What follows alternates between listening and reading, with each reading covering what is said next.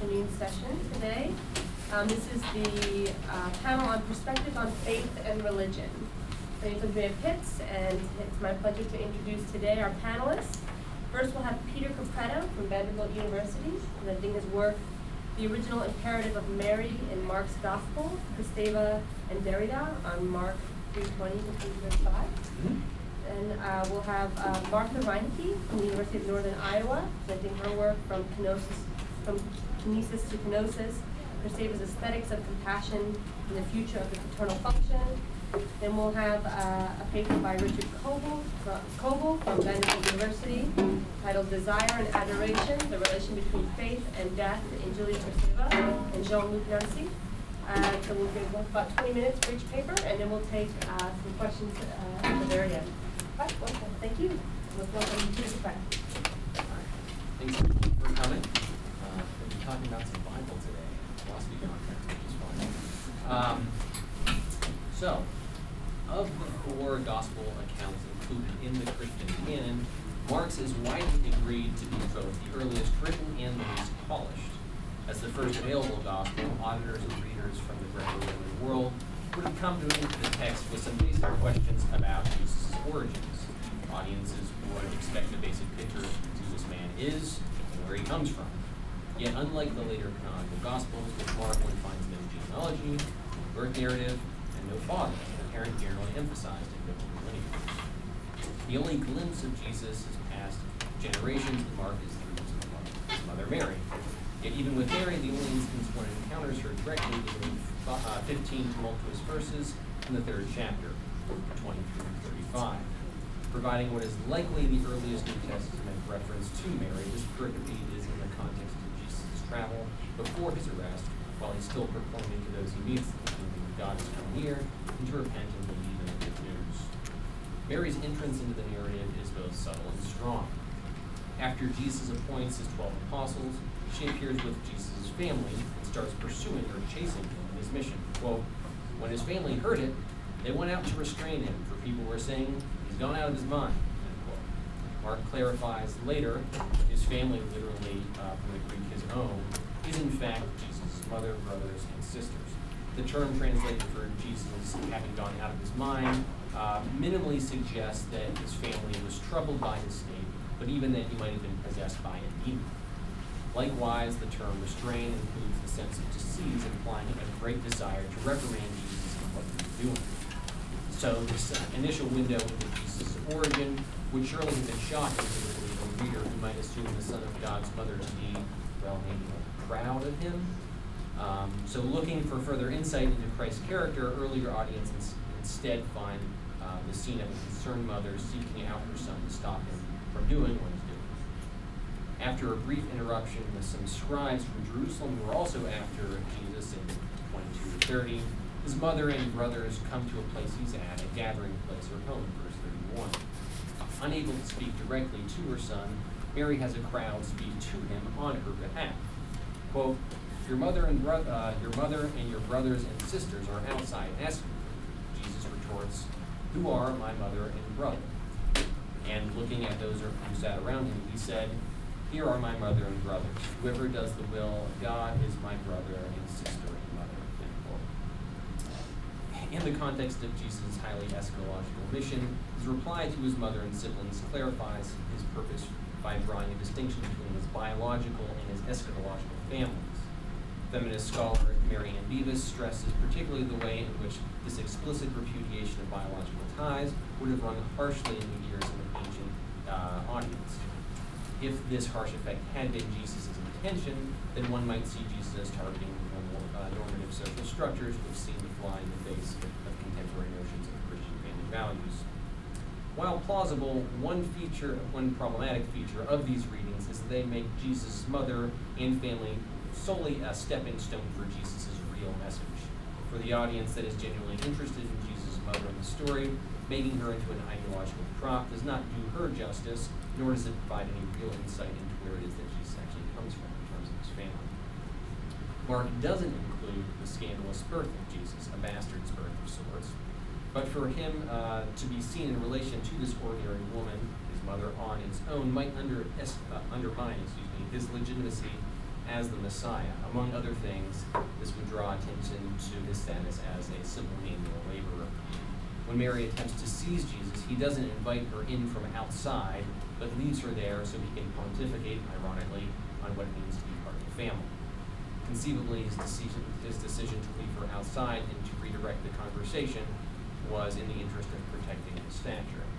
But again, the literary expectation from audiences, both ancient and modern, would be to learn something about where this Messiah comes from. From the very first verse of Mark, the audience knows that Jesus is the Christ, the Son of God. Yet Jesus' question, "Who are my brother and sisters?" offers more than a platitude about family or even fictive kinship. It's literally the mocking of a question that people have brought. They would have been asking this question, so Jesus almost captures it and says, "This is the question that you're asking about me. I'm just going to pose it to you in an ironic way," almost as if to mock the very question that's brought to him.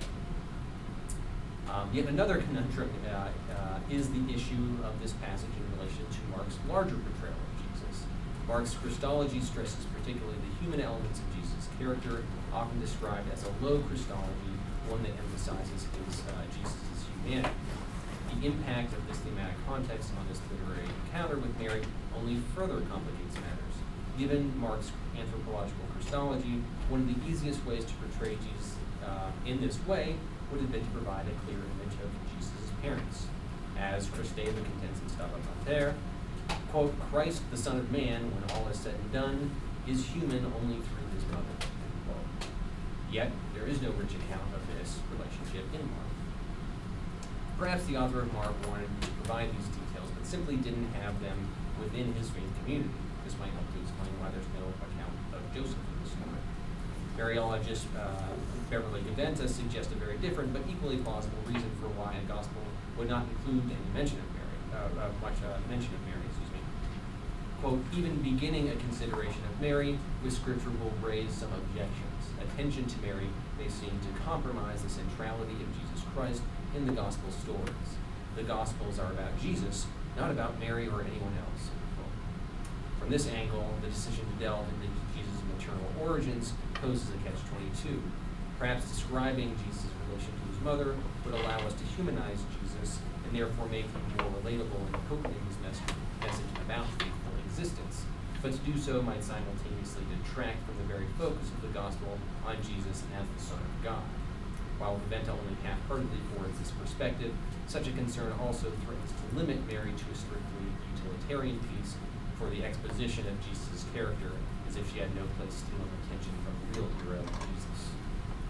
Despite the reasonable and elaborate ways of reading this encounter and reconstructing maybe Mark's authorial motives, the simplest literary observation is that Mary and Jesus are engaged in a mutual repudiation and argument. To put it plainly, Mary disapproves of Jesus' mission and seeks to confront him for it, while Jesus refuses to respond to her properly and leaves her outside of his family in that moment. Thus, an odd blend of literary sensibilities in Mark's gospel surfaces here.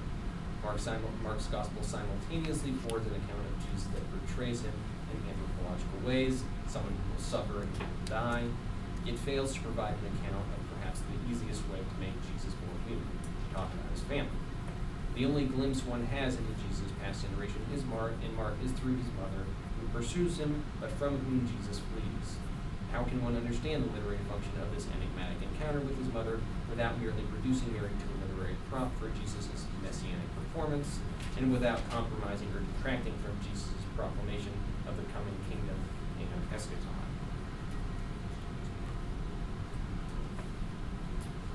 Probing into the conditions of the possibility for familial and linguistic relationality in general, Derrida in Of Primatology asked a useful question for the problem with Jesus and Mary. Quote, "How is a child possible in general?" Quote, "The identity of the child appears to be enveloped by the nature of the mother," but he responds incorrectly tautologically, quote, "Without childhood, no supplement would ever appear in nature," end quote. Supplement for Derrida is precisely that which emerges in and from one thing as a part of it, but which is not strictly contained by it. To say that object A has a supplementary relationship to object B is to say that A is constituted of B, but not exhausted by it. They are the same and yet they are different. Quote, "Such is the scandal, such is the catastrophe. The supplement is what neither reason nor nature nor reason can tolerate. Neither nature, our common mother, nor which is reasonable, if not reasoning, end quote. Playing with the concept of maternity, Derrida's logical and linguistic observation is that for something new, such as a child, to come out of nature, such as a mother, there is necessarily a difference between their identities which leads to intolerance. A mother surely shapes and determines many features of its child, but if the child is to be anything more than an extension of the mother, it must in some way exist as a supplement to her, a dangerous one at that, something which exists beyond and in opposition to her. This constitution of the child as supplement means that the two identities which emerge from one sight become opposed to one another in their difference. The very possibility of their distinction relies on them not fully tolerating one another. This Derridian description details the literary dynamic at work in the mutual repudiation of Jesus and Mary in Mark. In 3:21, Mary's desire to restrain and seize her son is because people were saying that he was out of his mind or beside himself. Both senses articulate a division of Jesus, that he was apart from his mind or even dissociated. Whether Mary seeks to protect her son from slander or desires to reprimand him for it, Mary does not tolerate what is said of her child. It does not agree with her reasoning, which is part of her identity. Whatever the specific nature of her grievance is, the desire to restrain can only be directed at an object of intolerance. Honing in explicitly on this dynamic in the relation of Mary to Jesus, Kristeva teases out yet another troubling dimension of the Messiah's relation to maternity. Quote, very soon within the complex relationship between Christ and his mother, where relations of God to mankind, man to woman, son to mother, etc. are hatched, the problematics of time similar to that of cause loomed up. If Mary preceded Christ and he originated in her, if only from the standpoint of his humanity, should not the conception of Mary herself have been immaculate? End quote. The relationship between Christ and mother seems irredeemable in a certain way. If Jesus' mother at origin is a woman who is herself finite and temporally anterior to him, then she stands before him in time and limits him in time. Kristeva reasons that it is because of this confounded Jesus' status as the Messiah that the Church has been compelled toward the view of Mary's immaculate conception. It is only by reasoning through their relationship extra-canonically, i.e. the development of an independent narrative of Mary's conception, that one can prevent Jesus from having his thunder stolen by his living maternal origin. The doctrine of immaculate conception is not something to adjudicate or discuss here at length, but Kristeva reveals through it a rather poignant logic behind the problem with Mary. She writes, quote, the demonstration of the immaculate conception was based on a simple logical relation, the intertwining of sexuality and death. Since they are mutually implicated with one another, one cannot avoid the one without fleeing the other. Quote. To put the Son of God in relation to Mary does more than restrain him. It implicates Jesus in the lineage of sexual activity from which nothing divine comes. It is not simply that Mark has no divine conception narrative and no mention of Joseph, two features that might legitimate Jesus in this gospel. Sexuality is removed from maternity is irremovable from maternity at every generation. Maternity thus is a direct communication of the fact that we are all born of mothers, supplements of nature who inevitably die, as did many mothers in giving birth in the first century Palestine. And as a complete aside, and just reflecting on this topic again, it just dawned on me that in narrative and in history, Mary survives the birth of the Son of God. I know that sounds odd, but it's very strange that so many women died giving birth at that time, and she survived. In the Hebrew Bible, people die from touching the Ark of God or from looking into God's face, yet Mary delivered God from her womb and survived it. I just think that's interesting, though maybe we can't judge it. Thus, maternity signifies both the temporal limitation posed on Jesus by a finite mother and a sexual act that is irredeemably human, something from which the Son of God could not possibly come. Thus, the pernicious effects of sexual conception have to be cut off from Jesus with Mary's own conception. The thesis of immaculate conception contains. Kristeva is not leveling a polemic against Catholic doctrine. Rather, she explains that the desire for Jesus' mom to be immaculately conceived herself stems from the intolerance of what one's maternal origins tells about humanity, that all humans die, just as Jesus does. This logical and literary effect of maternity on Jesus provides a helpful framework for understanding the mutual repudiation between him and his mother. Jesus does not invite Mary into his gathering. There is no denying that Jesus deflects the pursuit of his maternal origin. But he does not respond as if he does not have a mother. When Jesus asks, who are my mothers and who are my mother and brothers, he is directing the questions at those around him, his eschatological family. He tells them that his family is those who do the will of God. That is, he diverts the imposition of his paternity onto a group of people, his eschatological family, to whom he is trying to explain that following him will mean that they will suffer and die. The dominance of Christ's passion in Mark, combined with his daunting message that if any want to become followers, let them deny themselves and take up their cross and follow me, all point to the fact that in this gospel, following Jesus is not a ticket to glory, but to the path of suffering. Jesus' deflection of his mother's pursuit on his followers is no exception to this message.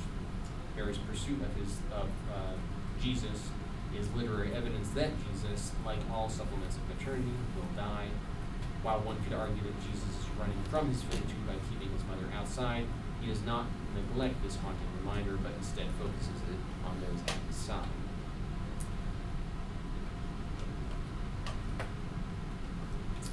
While Mary's independence may threaten Jesus' path to the cross, either in her concern or reproach of her son, it is ironically only she who can formulate Jesus' teaching between death in both temporal directions, toward his maternal origin and toward the cross. Her imposition on him is a perfect example of what Derrida intends in Spectres and Marks, quote, one never inherits without coming to terms with some spectre. That time is out of joint is what is also attested by birth itself. Quote. Even finitude and mortality are attributes that one inherits from one's mother and birth. For Jesus to do the will of God is to take up one's cross and suffering, to live in faithful resolution toward death. Yet it is the haunting pursuit of their mothers that believers need to come to terms with if they are going to have any sense of this task. The haunting specter of Mary on Jesus is a lucid reminder that time is out of joint, that the past and future, though not here and present, impose themselves nonetheless where they have no business being. Jesus' message is one that requires disrespect for the conventional understanding that death is something that one deals with later. To do the will of God is to live like one is already dead. This is the urgency of Jesus' eschatology. And while Jesus can point ahead to the eschaton repeatedly, it is only Mary who reminds that one's mortality is present even before the cross with the haunting of one's mother. To live with a full sense of the reality of the cross and the eschaton is to have a sense that one's finitude is already constituted in the supplemental relation one has to one's maternal order. Derrida's concept of supplementarity helps to explain the forces at work between Jesus and Mary's respective identities. They repudiate one another in accordance to differing modes of reason operating from their respective identities. Kristeva's subsequent analysis of the structure of maternity and Mariology clarifies why the simple fact of Jesus' maternal origin might be a problem for his deity. Maternity is an indication of temporal finitude, sexuality, and death, three features seemingly at odds with divinity. However, it is through this insight that one sees how the autonomous imposition of Jesus' mother on his mission functions harmoniously with Jesus' virgin eschatology. Mary's pursuit of Jesus' mission frames Jesus temporally between his maternal origin and the march toward the cross. Jesus' encounter with his mother in Mark indicates his audience in the imperative that one must take seriously the urgency of the eschaton in all temporal regards, incorporating even the finitude implied by one's maternal origins into what it means to do the will of God to the cross. For those eager to read Mark for the purpose of uncovering where Jesus comes from in order to further disclose his character, Kristeva replies, quote, do not send him back to his origins. If you are dying to ask the question, go put it to your own mother. End quote. More than a straightforward command to his followers to do the will of God, whatever that may be, Jesus' question, who are my mother and brothers, is a multifaceted way of bringing to light the ways that we face the eschaton. We face it in the cross, we face it at our mothers, we face it in the Messiah, we face it in ourselves. At all angles, the question we bring to the text surrounding Mary as Jesus' origin points us back to ourselves, revealing in greater detail what we are up against. Thank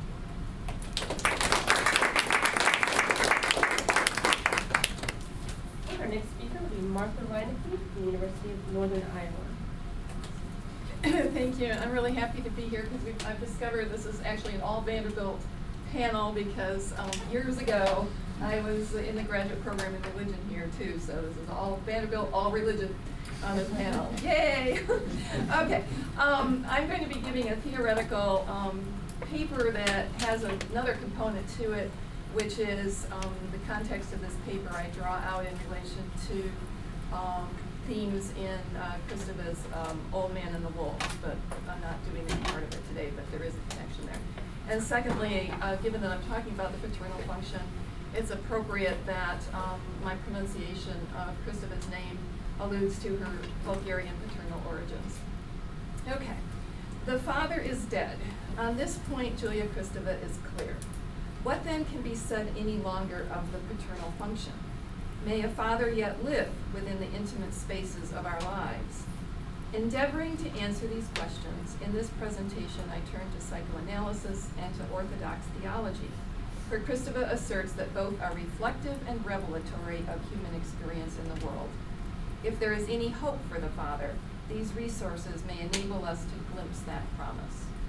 In the first part of my presentation, I explain how Kristeva employs a corporeal narratology in the wake of the father's death that returns us to the sensory intimacy we experience early in our lives, which she associates with the love of a father. Not the father of the law, whose demise Kristeva confirms, this father of individual prehistory supports the nation's development of the human subject. In contemporary society, this father offers protection against deadly ennui and shows how we may exchange debilitating trauma for hope in the future. In the second part of my presentation, drawing on orthodox theology of kenosis, I explore further implications of Kristeva's assertion that the dead father maintains a kind of life in the form of a persistent trauma registered in our bodies. I demonstrate that in Orthodox theology, the death of Christ on the cross entails also the death of God. This is a scandal of the cross. God is dead. At the same time, I show how the apophatic tradition in Orthodox theology offers Kristeva a corporeal hermeneutics that has potential to replace trauma with healing. The icon bears witness to a way of recovering from trauma. Thus, whether through bodily kinesis or through kenosis, the way of exile from the Father is also a way forward. Passion becomes compassion, trauma meets with healing. And finally, in the final part of my paper, I discuss paternal death as absence and as loss, offering a critical engagement with the previous parts of my paper. So, kinesis and the father of individual prehistory. For Kristeva, totem and taboo is a prescient account of paternal loss and unacknowledged trauma. The murder of the father purports to tell a story of how the Homo sapien becomes a social animal, exchanging the tyranny of the father for the function of authority, which the sons assimilate into their own bodies, literally and metaphorically.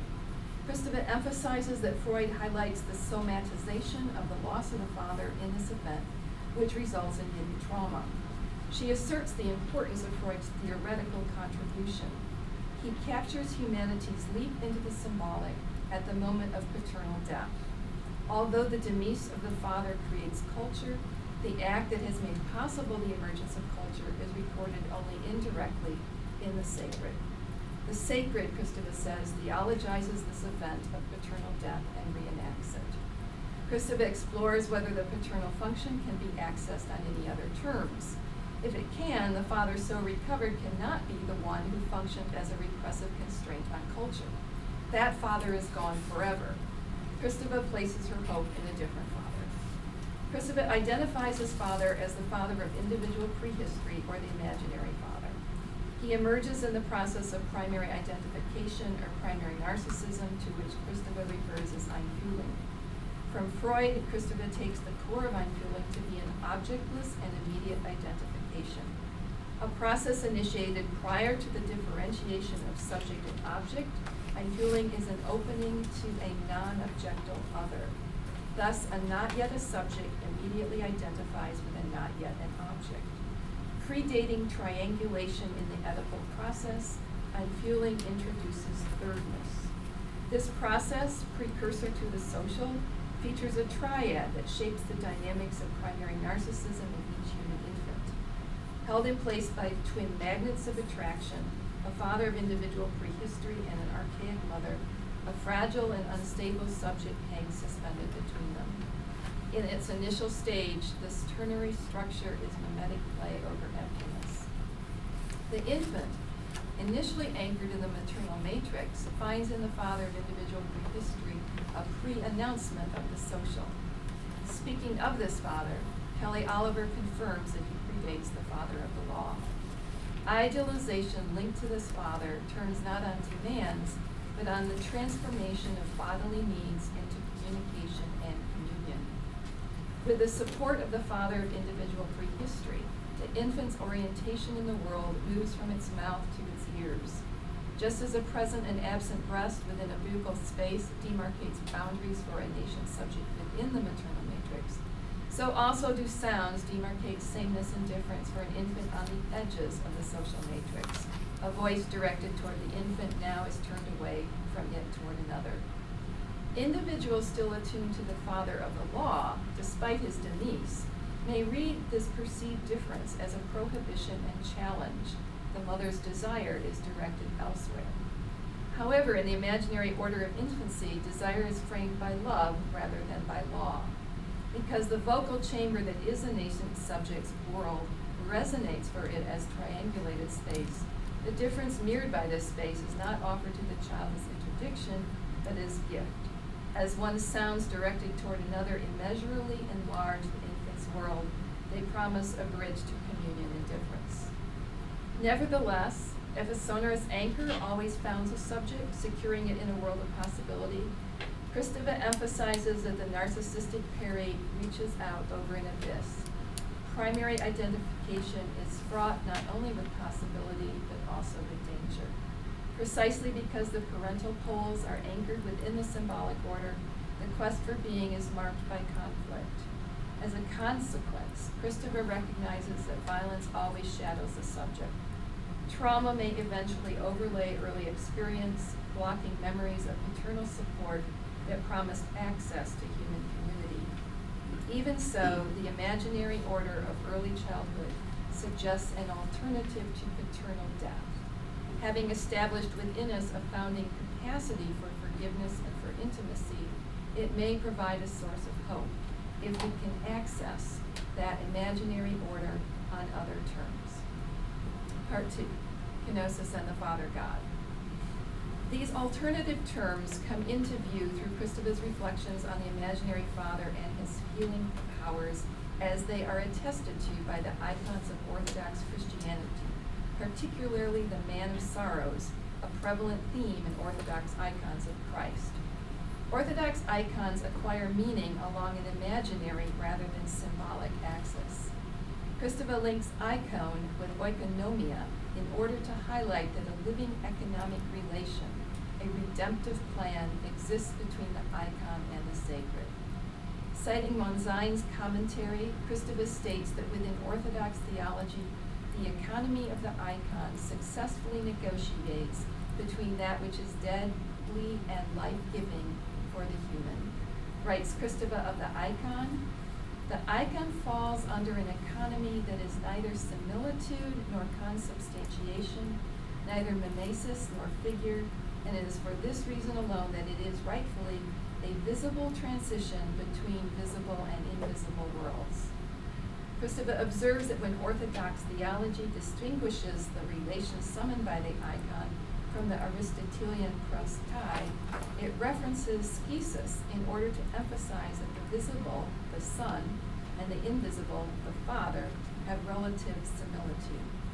Not caught up in symbolic representation, not an object, the icon seems to be an indication of the economy of passage between two orders. Not a copy or facsimile of the invisible, the icon allows for the very flesh of the incarnation. A distinct logic attends appearances of the body of Christ in the icon. Celebrating what Jean-Luc describes as a vibrant transition, the icon establishes a real and economic relation between two worlds, the Son and the Father. Incarnating this relationship, the icon is not an image. While images inscribe meaning, icons manifest meaning. Kristeva concludes, The icon is a grapheum, a sensible trace, not a spectacle. Indeed, that the icon is not a representation is crucial to its positive reception among the iconophiles of Orthodox Christianity. The Man of Sorrows, a mandolin of Christ, attests to an incarnation of the Father, oriented toward life rather than death. And the mandolin, if you're not familiar with it, is an image of Christ that appeared on fabric, and it's only the head. Thus, within the economy of the icon, the image of Christ is not represented. That would be to mimic or to copy. Especially in the mandolin, the icon is an imprint, an infiltration of the body of Christ into the fabric that contains it. What is formerly deadly is metabolized before our eyes in the economy of the icon. The icon always is linked with its prototype, God.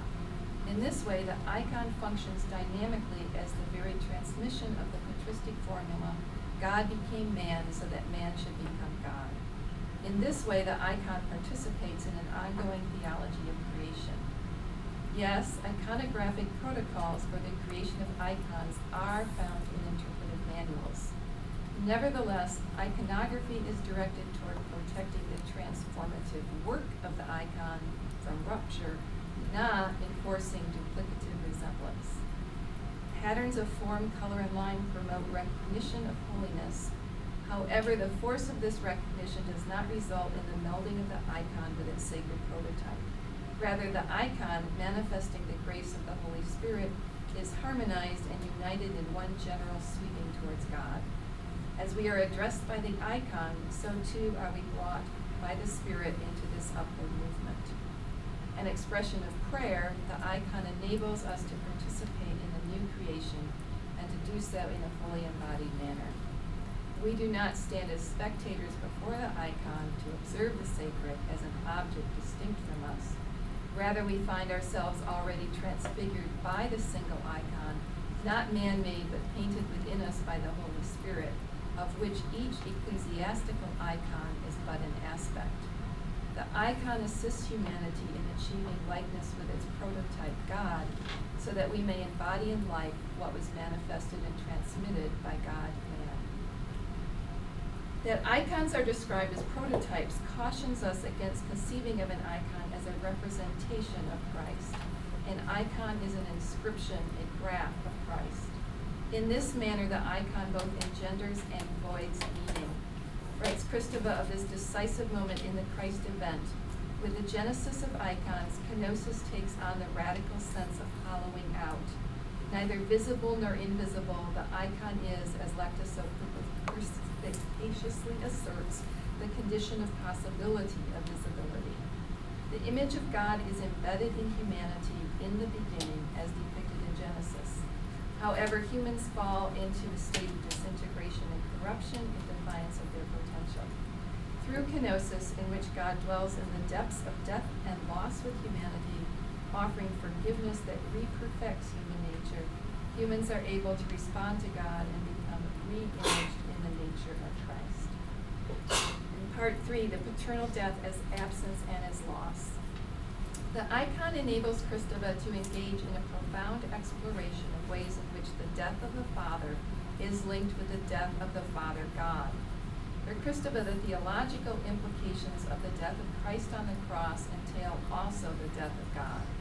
This is the scandal of the cross. God is dead. Appealing to an orthodox theology of kenosis, Kristeva articulates a theology that disavows God's withdrawal from the world and acknowledges God's absence. That Kristeva does not conflate absence with loss is confirmed when I employ Dominique Lacapra's categories of loss and absence to analyze dynamics of the paternal function of God. Lacapra writes that one cannot lose what one never had. Therefore, absence rather than loss is what we ascribe to absolutes that cannot be treated as objects to be possessed or subsequently lost.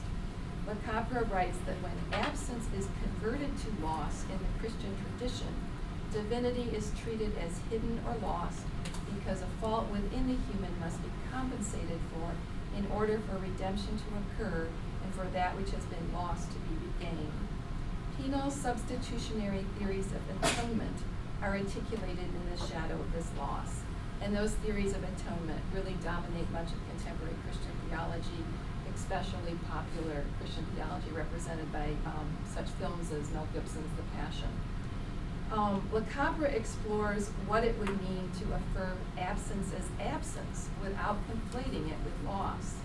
When absence cannot be converted into loss, but persists, anxiety arises. In absence, no object that can be acquired that redresses or compensates for loss. Absence must be lived through. Even so, when absence creates gaps in existence that threaten to consume one, it also functions as a source of acuity or sublimation.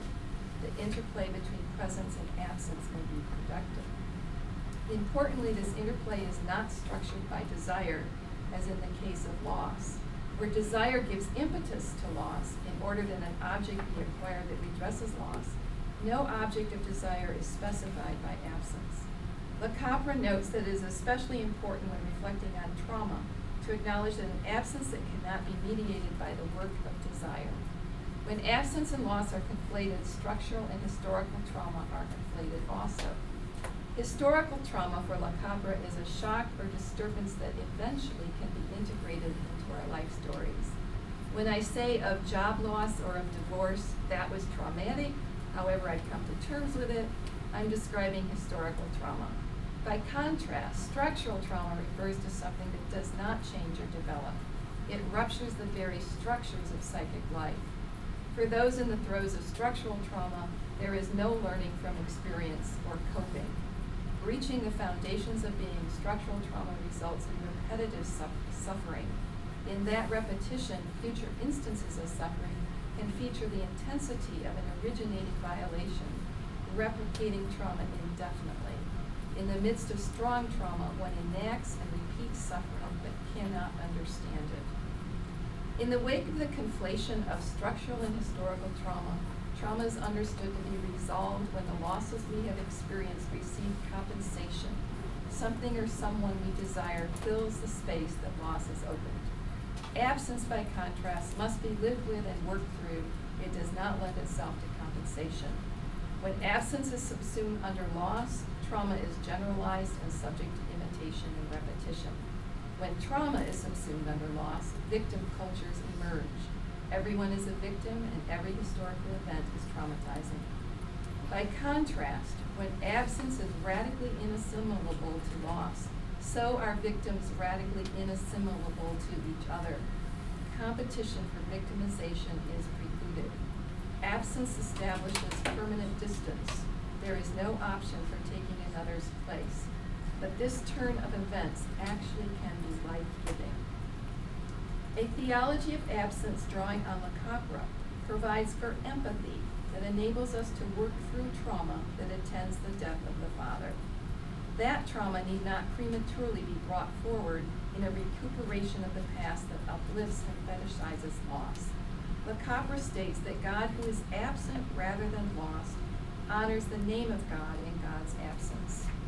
His theology of absence aligns with the Orthodox theology of Kenosis, of which Kristeva writes.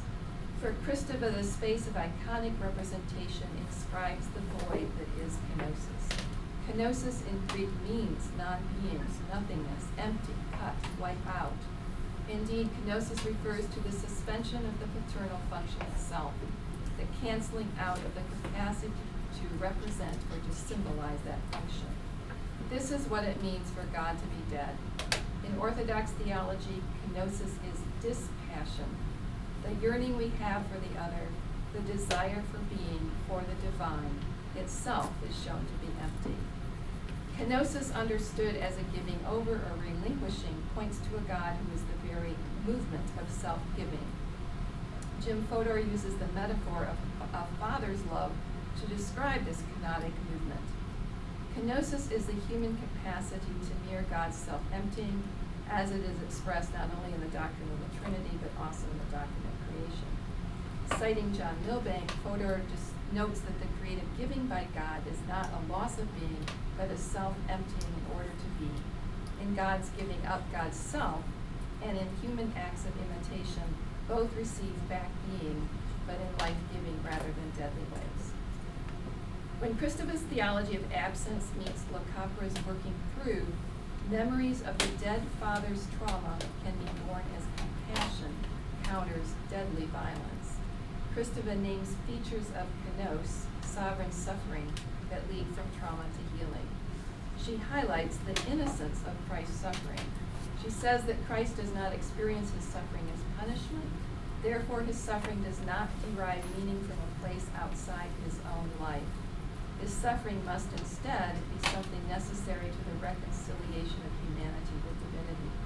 Compassion, therefore, first means calm passion, sharing suffering with others. In this way, writes Kristeva, Christ confers extraordinary dignity on suffering at the interface of the human and divine.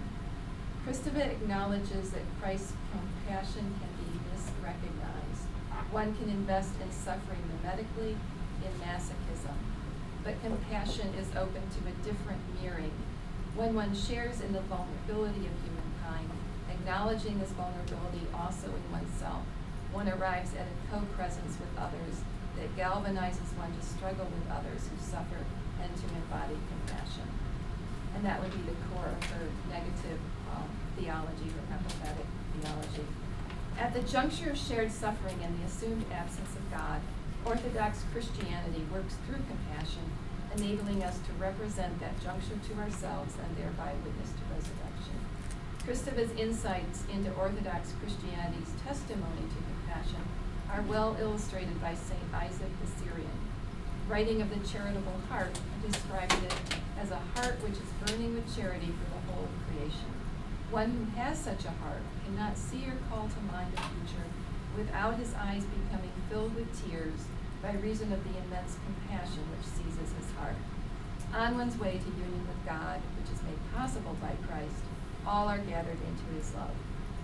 Kristeva calls us to respond to the crisis in the paternal function by taking up compassion as our heritage.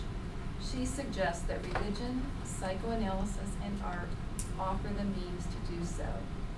For Kristeva, with its twin emphases on compassion and kenosis, the, quote, genius of Christianity provides a powerful alternative to suffering.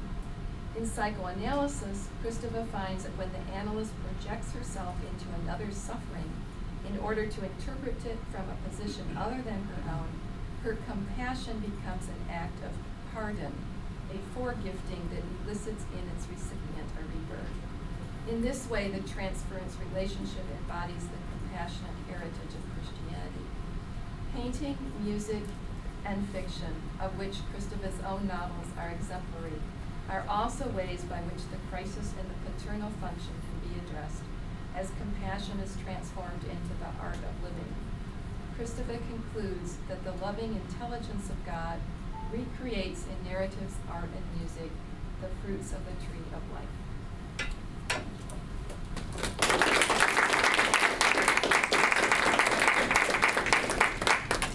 Great, and our third paper will be by Richard Coble from Vanderbilt University.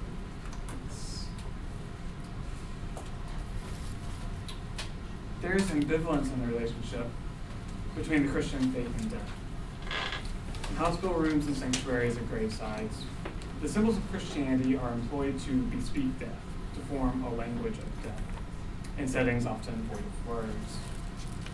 Yet often Christianity has also brought a consolation that turns us aside from death's finality, moving our attention to and elsewhere, to God, to comfort or assurance. This is a central tension in Christian faith itself, as it brings us to our bodies, our inevitability, while also averting its gaze from the reality that it speaks. The question of this presentation, then, is how do we characterize this ambivalence? How do the symbols of Christianity both open and close us to death, such that the believer is one who both looks into death's void but also looks away? In this brief presentation, I will analyze and align Julia Kristeva's and Jean-Luc Nancy's characterizations of Christian faith as exactly an opening unto death marked by such ambivalence. In the work of both philosophers, faith is neither the conscious acceptance of a set of beliefs, nor a theistic connection, but rather it is an openness to finitude itself, characterized respectively by desire and adoration. yet also threatened by stasis and closure. Kristeva and Nancy thus reach a common destination in regard to faith, though their concerns and methods differentiate and complement one another, as Kristeva examines the psychic resonance of faith in the body, while Nancy is concerned with the intersubjective opening of faith to finitude as it passes between bodies. For Kristeva, the symbols of Christianity, more specifically the dead Christ, what she calls in her later work the beaten-to-death Son Father, name and invite desire. Yet this is an ambivalent desire, resting uneasily between stasis and change, the stable temple and the rested body. Early in Revolution in poetic language, Kristeva dichotomizes the semiotic, the rhythmic drives connecting but also disrupting the boundary between the real and the symbolic, with religion, its ritual, and its institution. As the semiotic is the motility and negativity of the body, the drive's disruptive flow that underlies speech as a sublimated foundation, but which also breaks forth into and changes established linguistic systems. Religious ritual, on the other hand, repeats the break of the thetic, the separation of self from bodily fusion with the mother in its assumption of the symbolic. Here, the desire symbolized and satisfied by religion is that of separation from the body, including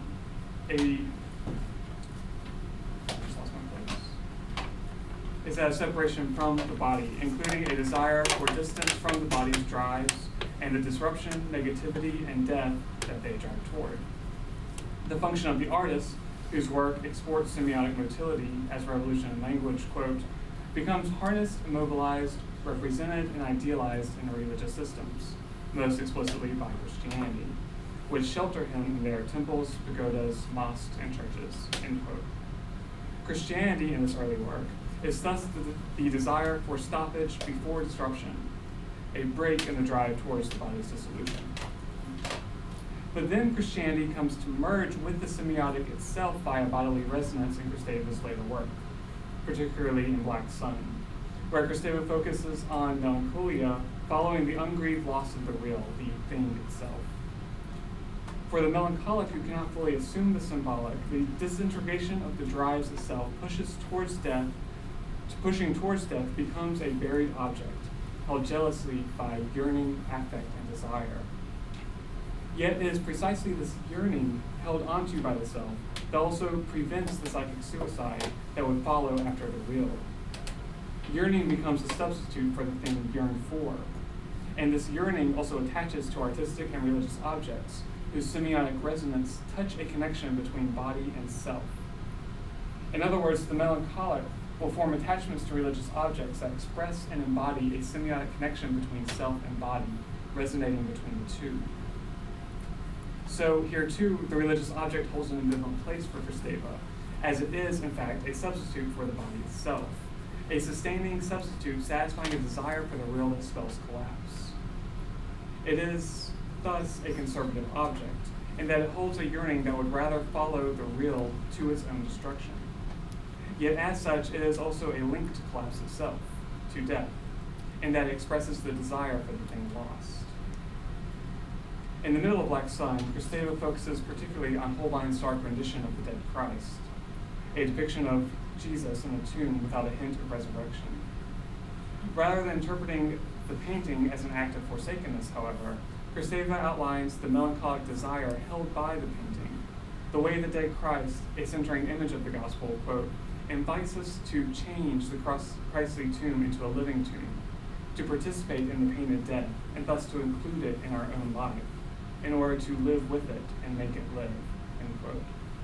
In other words, the Christly dereliction not only echoes the lost real, but honors and centers it as the core of life itself, holding a desire for the body and its death that is the lost core of our living. The dead Christ spells both stasis and change then, satisfying and holding, but also embodying a yearning for collapse itself. Faith in the sign of the dead Christ is in a connection to death, even as it holds death back. Kristeva develops this theme by tracing the psychic resonances of the central symbol to Christianity and this incredible need to believe. Here, the beaten-to-death Son Father is for the believer both a punishment and a transversing of the incest taboo. By holding the Son Father as suffering union, the crucifix becomes a symbol of identification for the believer, touching both her guilt and her desire, not just for the Father and for masochistic punishment, but for the pleasure of union itself. And here, this union with the Father, by identifying with his suffering, becomes a union also with death, an ambiguous death of both dereliction and bliss, as the symbols of Christianity, the Kenosis, the descent into hell, the resurrection, and the Eucharist, proliferate around the themes of merger, death, and exaltation.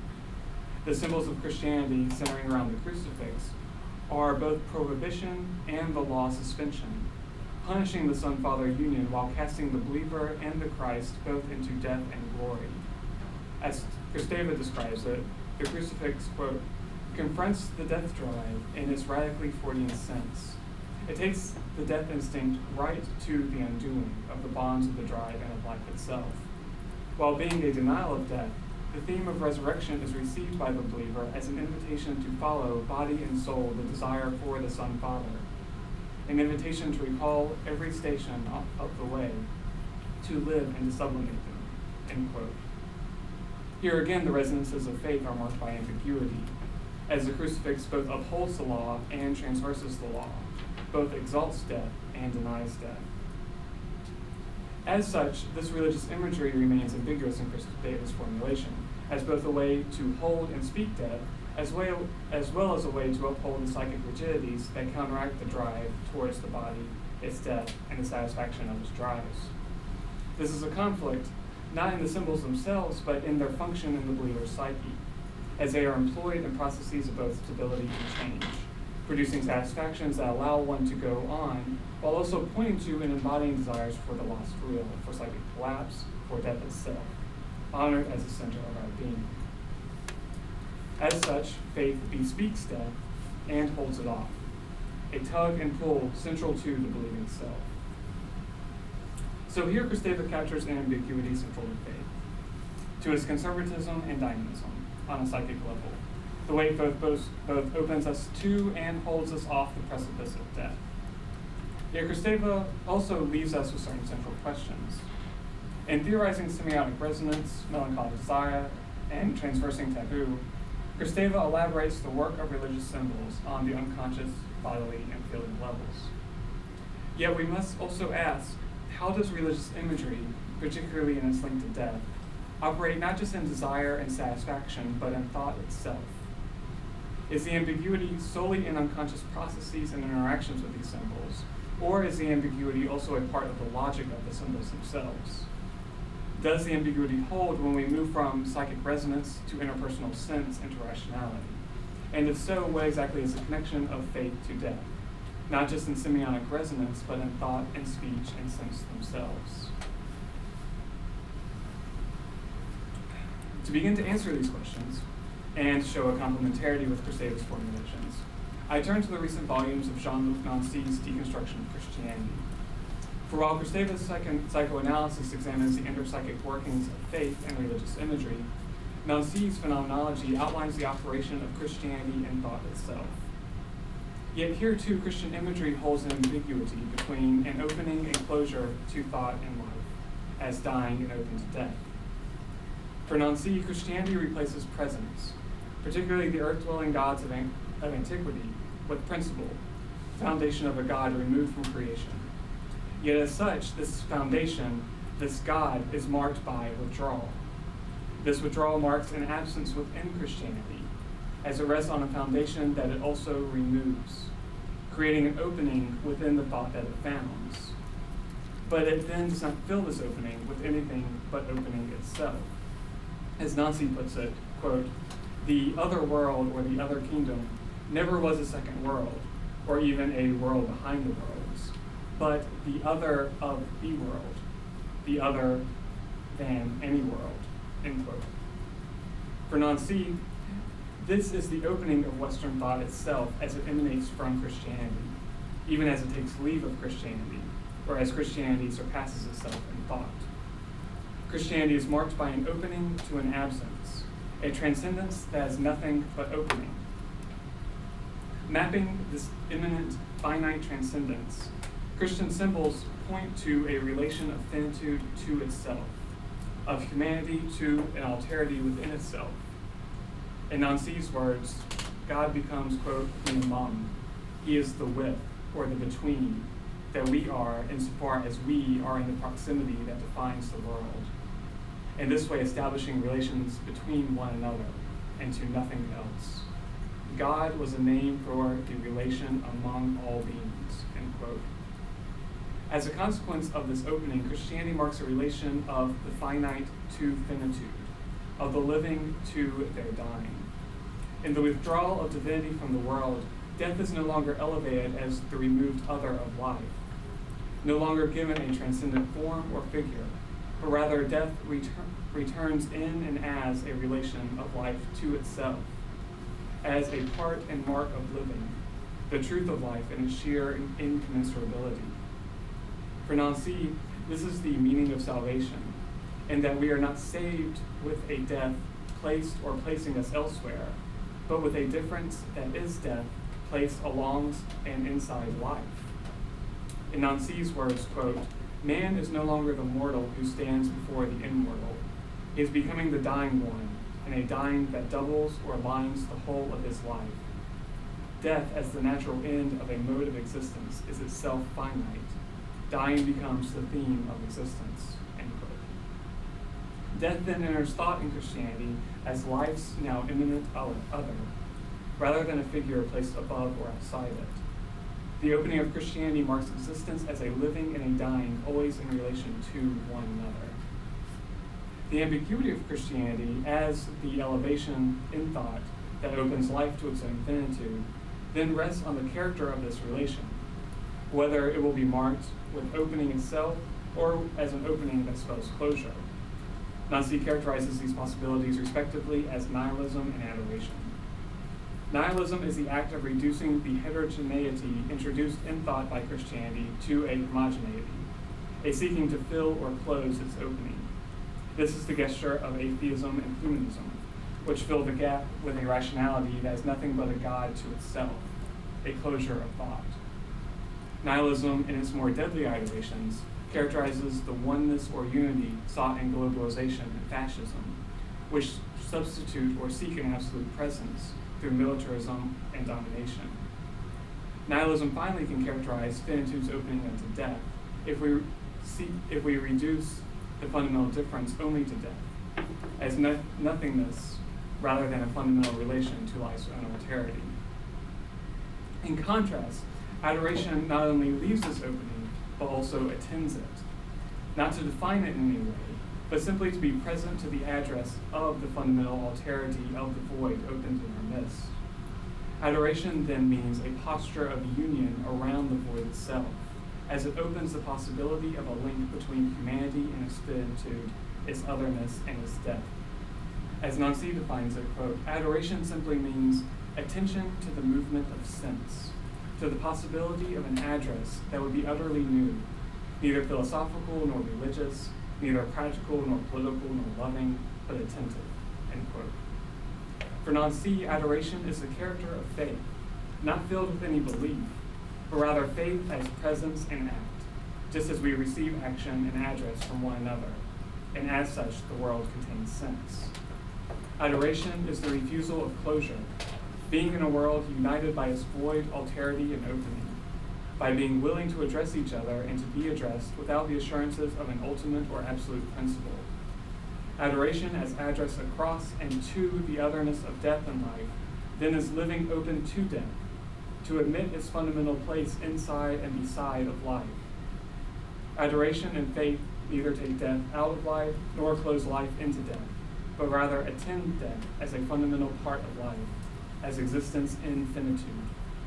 Nancy thus formulates Christianity as that which leads finitude into the sense of the world, the circulating address that envelops and connects us to one another and to our existence as finite bodies. The differences between Kristeva and Nancy may seem drastic. Kristeva is clearly more interested in the psychic resonance of specific symbols of Christianity, most notably those centering around the crucifix, while Nancy concentrates on the logic and movement of Christianity in Western thought. However, in the conclusion of this presentation, I argue that they are not only complementary, but corrective. Kristeva and Nancy, though their approach and methods differ widely, end in similar places. Both argue that Christianity opens us to death in radically particular ways, that a function of this faith is exactly this opening, the way it speaks and places us before our bodies and their inevitability, in a way that both honors and speaks truth to our living as dying. Further, they are also both clear that Christianity, despite its promise, holds a fundamental ambiguity towards the death that it speaks, in detailing the ways that faith can lead just as much to closure, distraction, and nihilism as it can to opening, desire, and adoration. Ending in similar places, Kristeva and Nancy's differences then complement one another, for faith cannot be simply contained either in psychic resonance or in intersubjective sense alone. As examined above, Kristeva's work focuses on the interpsychic level of faith, which, if taken for the whole of faith, can lead to the individualism of Christianity. Faith would then be only what it does to the believer, what it means for her life and for her death. Though psychic resonance towards the body and death are profound aspects of the faith, such resonance does not exhaust it. Likewise, Nancy's deconstruction of Christianity identifies faith almost with thought itself, and with the interpersonal notion of sense as we address and are addressed by one another. His work complements Kristeva's in that he details how the opening unto death that she examines on a psychic level is also part of the very logic of Christianity itself, and thus a function of Christian speech and sense that pass between us. However, he also at times seems to dissolve faith into thought itself, such that we simply are in or surrounded by it, rather than impacted on the psychic believing level. Thus, each construction seems rather incomplete in itself because Kristeva and Nancy's sharp focus on particular aspects of faith. However, taken together, we get a sense of how faith, both on individual and on interpersonal levels, rests on an ambiguous opening to death. And this is the character of faith. It cannot be consigned solely either to the personal psyche nor to intersubjective sense, but rather it is an interchange between the two, circulating within and between us, at once opening us, singly and together, towards each other, ourselves, and our inevitability, our end.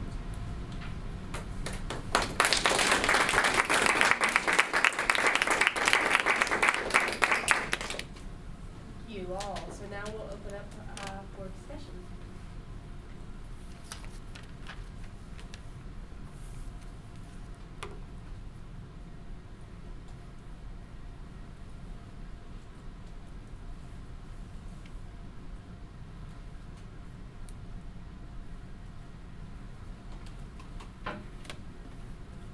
I had a question. So we've stunned you into silence. Yeah, okay, good. So he's gonna ask a question. I don't know if it's much of a question. I must missed a little bit when you were talking about the lost reel. I'm not sure what you're referring to exactly there, but Yeah, and well, it can't exactly be characterized into speech as well. I was thinking the lost reel as it borders on early bodily experiences and the intersubjective moment between early caregiver and child. so you're not and, thinking Lacan. Well, I mean, I was thinking Possibility? Kristeva's Yeah. using those terms from Lacan himself. Lacan sometimes seems to be speaking more abstractly than bodily drive itself, whereas Kristeva, I think, sometimes roots it back into the body, and sometimes leaves it back into this abstract notion of like the real that cannot be grasped by thought itself, that type of thing, but is slowly brought into speech by the semiotic. When I used the term, I was primarily talking about bodily experiences, though, that harken back to intersubjective experiences that were lost into the subjection into the symbolic. I think that's a lot of Lacanian terminology all at once, but yeah. So. Well, another thing was, is there a sense of loss in what you're saying? The lost reel? Or is it just a past? It certainly is for what she describes as the melancholic. The melancholic is someone who does not is not assumed directly into the symbolic, but holds the symbolic loosely with these securing affects for something that presents itself as already lost, as always already lost.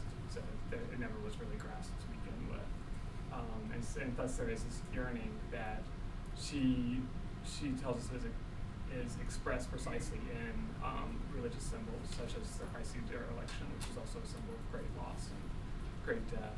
And what I'm trying to do is refigure that back into bodily death itself and talk about ways that bodily death is something that we carry with us throughout our lives, and that is usually projected onto some other. And trying to reformulate religion in such a way that it brings us back to this fundamental connection in our lives. My question, so thank you. And very much the paper from Kinesis Kenosis, and really I agree and was enjoyed to hear it. And I have not got a question, but just a remark. There's one very interesting paper of Lorenz and Kate that is Lithuanian author, and it is on Kenosis within Derrida, and there's certain reference is thinking of economic of kenosis or econokenosis. So this is the economy of event, of gift, of to give yourself away, to forget yourself as a gift. So just a reference to him, because I agree that your approach through Kristeva and Orthodox is very prominent. So this is exactly this connection, because in Orthodox this mystical moment of losing the Trinity and becoming the Trinity is very, very important. Yeah, I think it would be a question whether some of the other reference like that you mentioned would have been in Kristeva's mind as she began exploring this. I think that what your paper does so nicely is to remind us of very significant points in sort of the history of her encounter with Christianity, in which Black Sun is really a very definitive document. But I think that, ironically, interestingly, that this her reflection on orthodoxy, which comes in severed heads, and then also in the symbolism of the old man and the wolves, which she wrote as explicitly says in an interview that she wrote it as an effort to come to terms with her father's death, which was extraordinarily traumatic. She considered that he was killed by the system in which he was caught as a ill elderly man, and I think that, and then she refers to the men in that novel as the men of sorrow, and so that's the man of sorrow. So that's where I got started with this. Okay, how much of this is just a term, and how much does the theology go through this? And I really think it does. And then it helps to link that fictional, where she really does very personal psychic work, which duplicates exactly what you're saying about the psychic work of how Christianity helps us to navigate, negotiate death in a very personal way. Mm-hmm. But it enables us to then link that with the severed head, which is where she talks about orthodoxy in a more reflective sense. And then from that, we could get some of the connections to obviously persons whose writing she's familiar with, and that would bring us out. I don't know about, I think the Nancy connection is also very helpful for trying to figure out how we can place her work on the continuum between this, the psychic work that Christianity does, and the ambivalence and ambiguity of that she always has. And then on the other hand, what clearly for her, the Orthodox theology that became part of this fictional healing process, I think non-C, what you're doing helps us to understand what happened to her, because I really think by the end of that book, she had experienced a kind of healing, and that one would not have anticipated a kind of vulnerability in the expression of that from the author of Black Sun. And I think what you say with non-C helps us to see how could that have happened in a way that enables us to see it as an enrichment of her thought. I don't know, what do you think about this? Yeah, that's really helpful. It's really interesting to think of what Nasi is doing as a work of healing. So much of my work, I try to stay away from anything positive. Right. At all. Right. Yes, we would not want to do that. No. Exactly. Because so often the positive is Yeah. done as a Right. denial. It is, exactly. Or putting the body in Right. some sort of like form besides its dying. Exactly. But I think you're exactly right there, that the alterity or the absence within Christianity does have a way of bringing us to ourselves in a way that is healing, that speaks past, I think, just like the ongoing collapse of the body itself and the psyche. So yeah, that's helpful. This one, yeah. So someone mentioned this to me, and I've been reflecting on it, how so many of the papers I've seen at this panel, at this conference, have a negative slant. Like we dwell on negative topics in the study of Kristeva's body of work. And yet at the same time, and I think that this is true for a lot of people who study her, there's a sense that this work is also healing.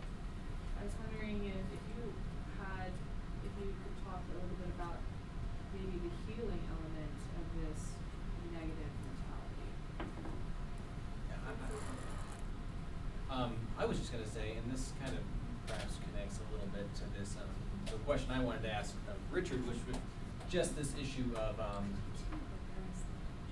the cross confronting the death drive in Kristeva's work, and these obvious resonances this has to, Freud and beyond the pleasure principle, and the idea of facing trauma with an attitude of repetition compulsion. There's a similar sort of process that's happening here, a very negative event that is ensued in one's life, and this compulsion to nonetheless relive it, despite the fact that one does not want to look at it at all.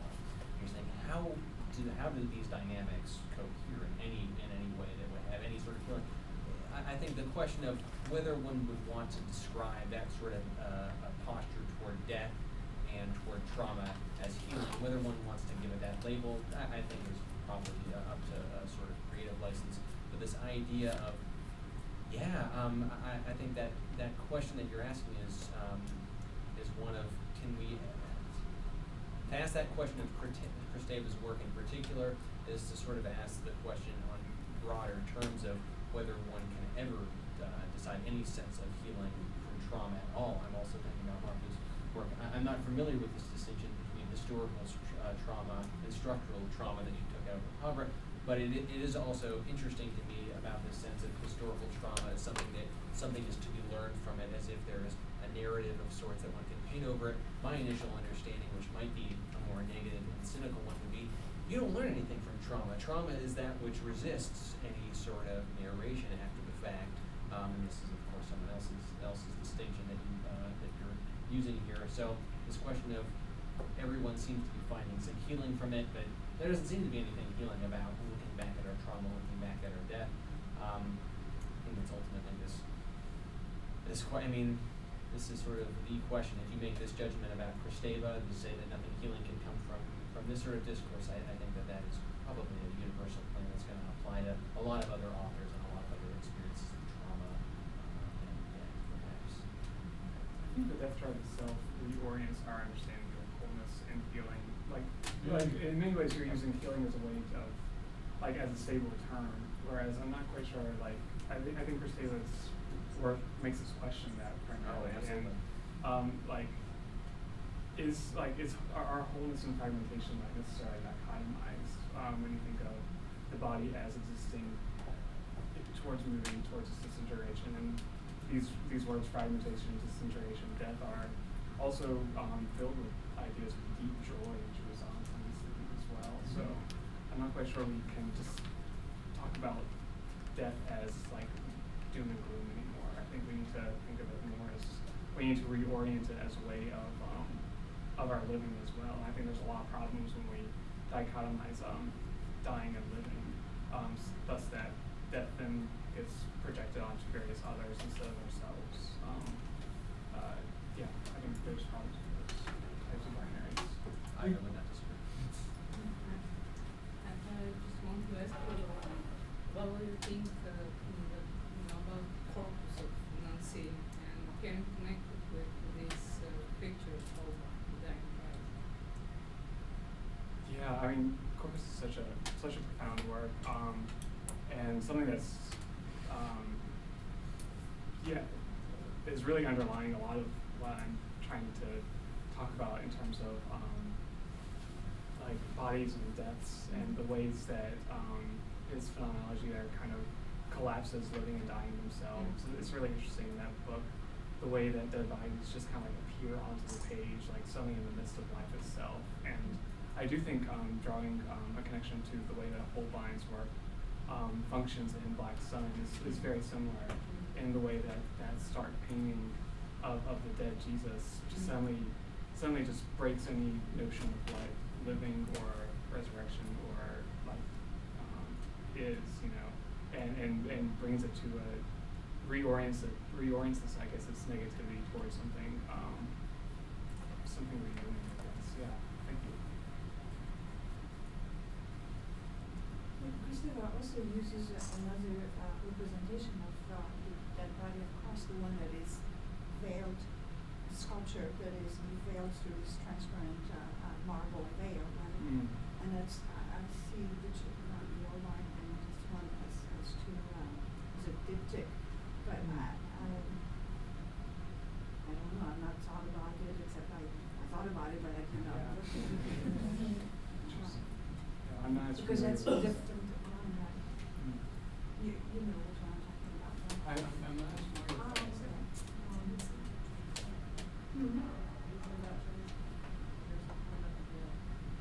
I'll bring it tomorrow, I think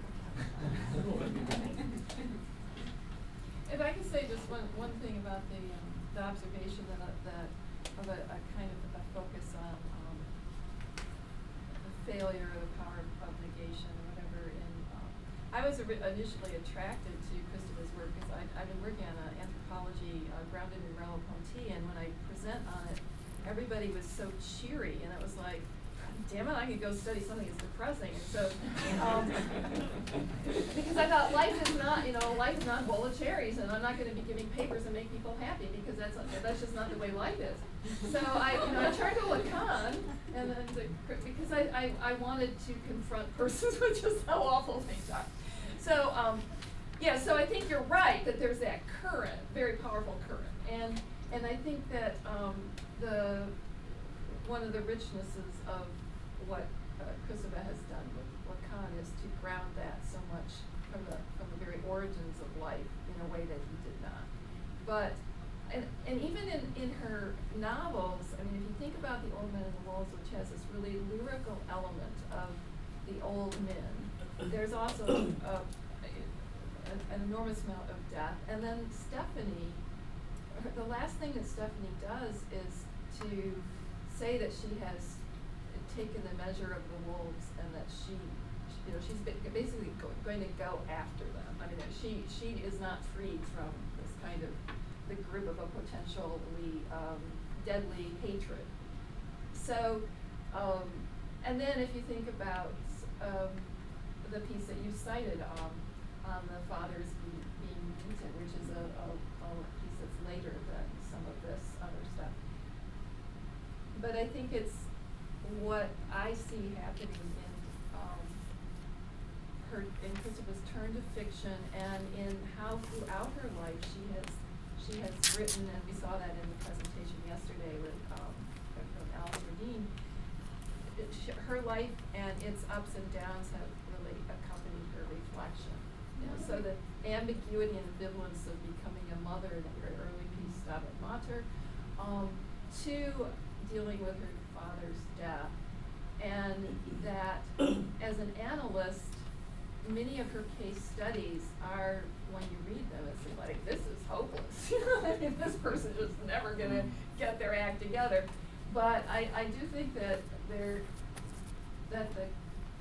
it's not inappropriate to associate a recognition of healing, especially with her vocabulary of compassion, of the pardon, of forgiveness in that context, of her evocation of intimacy. These are all words that have emerged in her vocabulary as she has matured as a scholar, but also as she has gone through various life stages.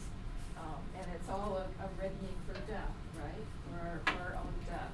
And there's a certain grace that she brings to that I think is within that nexus of healing, which she would not have written as a young woman.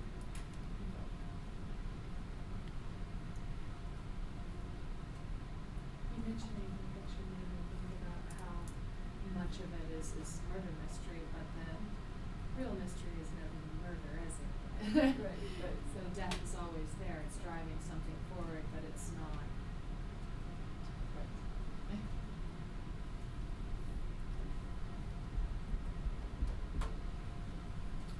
There are no other questions, let's thank our panel.